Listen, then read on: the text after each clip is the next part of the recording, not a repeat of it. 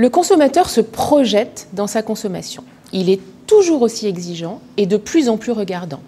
Il a intégré les nouvelles bonnes habitudes santé, locales, environnement, même si son alimentation reste guidée par le plaisir. Une tendance de consommation qui s'ancre et se stabilise. Depuis 3-4 ans, on assiste à une mutation des comportements en matière d'alimentation. Comme en 2020, encore 3/4 des consommateurs estiment avoir changé leurs habitudes au cours des 2 dernières années. Une mutation qui a même tendance à s'accélérer encore en Asie et au Moyen-Orient, où on continue à recruter de nouveaux adeptes sur les produits sains, écologiques ou les produits locaux. La santé, avec comme support la naturalité, c'est toujours l'attente numéro 1, sans négliger le plaisir. 7 personnes sur 10 sont à la recherche de produits sains, authentiques, sans additifs, voire 100% naturels. Et finalement, le consommateur attend moins l'innovation pour l'innovation, mais plutôt l'amélioration de l'offre existante pour la rendre meilleure et la plus naturelle possible. Une grande majorité de consommateurs considèrent maintenant que les choix alimentaires qu'ils font sont des actes citoyens qui déterminent le monde dans lequel ils veulent vivre. Et d'ailleurs, ils reconnaissent les efforts fournis par les acteurs de la filière food pour se transformer, même s'ils estiment qu'il reste du chemin à parcourir. Et on a aussi 7 consommateurs sur 10 qui avouent céder parfois à la tentation pour des produits qu'ils considèrent un peu trop riches, trop gras, trop salés, trop sucrés, pour des sensations de pur plaisir, et c'est en légère augmentation depuis avant la pandémie. Mais attention, certains consommateurs déclarent qu'ils ne sont pas prêts à payer plus cher pour une meilleure alimentation de base, dont ils considèrent que la responsabilité qualitative relève avant tout des entreprises. Et c'est une proportion qui continue et qui risque de continuer de croître dans les prochains mois, surtout dans les pays les plus touchés par l'inflation.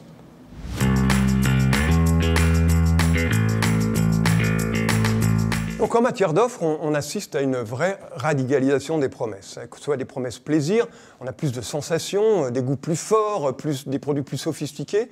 Côté santé aussi, avec des promesses d'un côté plus sécuritaires ou des promesses plus fonctionnelles, voire certaines étant médicales. Et puis côté éthique, des promesses écologiques, citoyennes ou environnementales. On a vu que ces attentes étaient durables, ces attentes côté consommateur, elles sont durables, elles sont bien ancrées, elles sont structurelles, elles ne sont pas des attentes conjoncturelles, donc l'offre y répond avec de vraies valeurs ajoutées, mais aussi avec un prix plus élevé qui de fait ne la destine pas à tous. Alors dans le contexte qu'on connaît, un contexte inflationniste, le Covid, la crise en Ukraine aujourd'hui, l'innovation doit véritablement justifier son prix en termes de bénéfices. Bénéfice plaisir, bénéfice santé, praticité éthique, quel qu'il soit, il faut le justifier. On n'est plus dans un simple rapport qualité-prix, mais bien dans un rapport bénéfice-prix. Et c'est sans doute le challenge de l'industrie alimentaire aujourd'hui, c'est de rendre accessible au plus grand nombre cette nouvelle alimentation.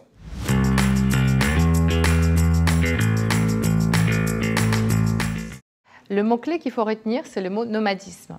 Le marché a beaucoup changé en ces 2 ans de Covid et la restauration rapide a gagné de parts de marché. Tout simplement grâce à l'offre de click and collect, à la livraison et aux produits prêts à consommer proposés en retail.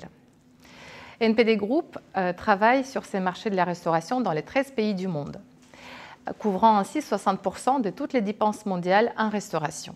Et nous avons constaté que le marché actuellement est en recul de 14% en fréquentation par rapport à la période pré-Covid, par rapport à l'année 2019. Par rapport à ça, inversement, le ticket moyen a progressé de plus 4% dû à l'inflation, à la hausse de prix de matières premières et au développement de la livraison qui sous-entend un ticket moyen plus élevé.